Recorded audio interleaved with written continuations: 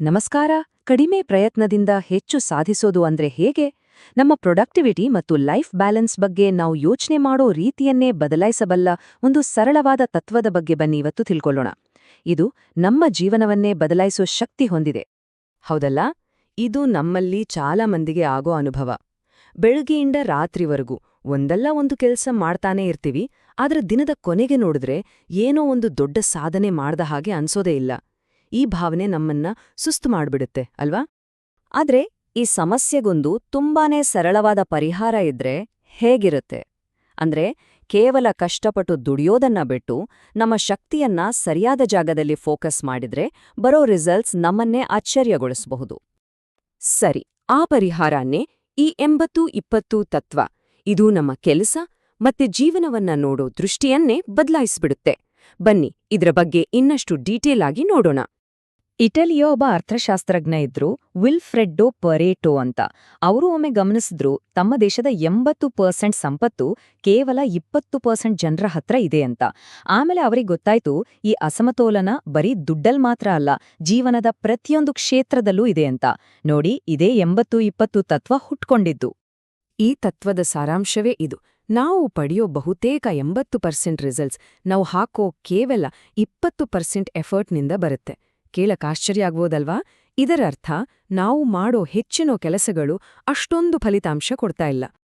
ಹೌದು, ಪಾಯಿಂಟ್ ಇರೋದೇ ಇಲ್ಲಿ. ದಿನಕ್ಕೆ 12 ಗಂಟೆ ಕೂತು ಕೆಲಸ ಮಾಡೋದು ಮುಖ್ಯ ಅಲ್ಲ. ಬದಲಾಗಿ ಆ 2-3 ಗಂಟೆ ಯಾವುದು ಜಾಸ್ತಿ ಇಂಪ್ಯಾಕ್ಟ್ ಮಾಡುತ್ತೆ ಅಂತ ಕಂಡುಹಿಡಿಯೋದು ಮುಖ್ಯ. ಇದೇ ನೋಡಿ ಸ್ಮಾರ್ಟ್ ಆಗಿ ಕೆಲಸ ಮಾಡೋದು ಅಂದ್ರೆ. ಹಾಗಾದ್ರೆ ನಮ್ಮ ಲೈಫ್ನಲ್ಲಿ ಆ ಇಂಪಾರ್ಟೆಂಟ್ 20% ಯಾವುದು ಅಂತ ಕಂಡುಹಿಡಿಯೋದು ಹೇಗೆ? ಮೊದಲ ಹೆಜ್ಜೆ ನಮ್ಮ ಅತ್ಯಂತ ಪ್ರಮುಖವಾದ ಕೆಲವನ್ನು, ಅಂದ್ರೆ ವೈಟಲ್ ಫ್ಯೂ ಅಂತೀವಲ್ಲ, ಅದನ್ನ ಗುರುತಿಸೋದು.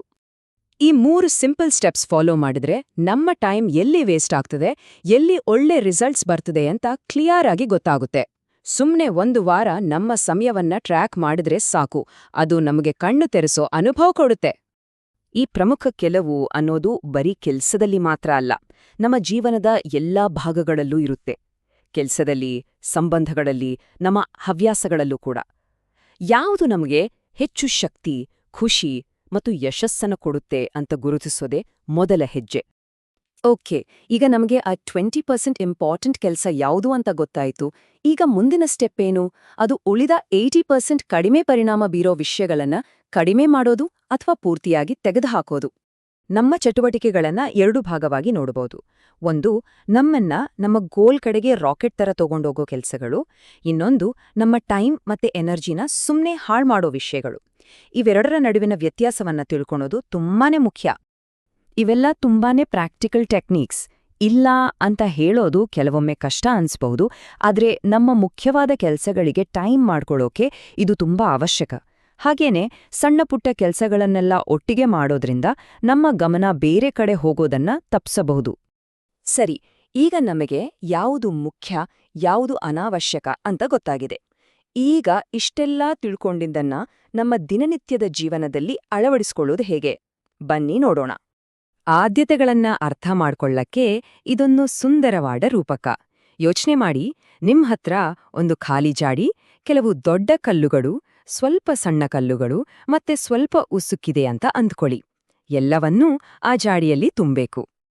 ಈಗ ನಾವು ಮೊದಲು ಆ ಉಸುಕನ್ನ ಜಾಡಿಗೆ ತುಂಬಿ ಆಮೇಲೆ ಸಣ್ಣ ಕಲ್ಲುಗಳನ್ನ ಹಾಕಿದ್ರೆ ಏನಾಗತ್ತೆ? ಆ ದೊಡ್ಡ ಕಲ್ಲುಗಳನ್ನ ಹಾಕೋಕೆ ಜಾಗವೇ ಇರೋದಿಲ್ಲ. ನಮ್ಮ ಜೀವನಾನೂ ಅಷ್ಟೇ.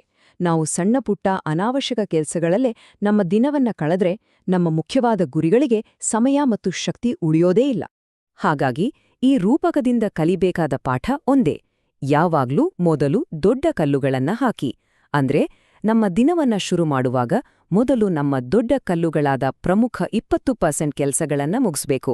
ಆಗ ನೋಡಿ, ಉಳಿದ ಸಣ್ಣ ಪುಟ್ಟ ಕೆಲಸಗಳಿಗೆ ತಾನಾಗಿಯೇ ಜಾಗ ಸಿಕ್ಬಿಡುತ್ತೆ.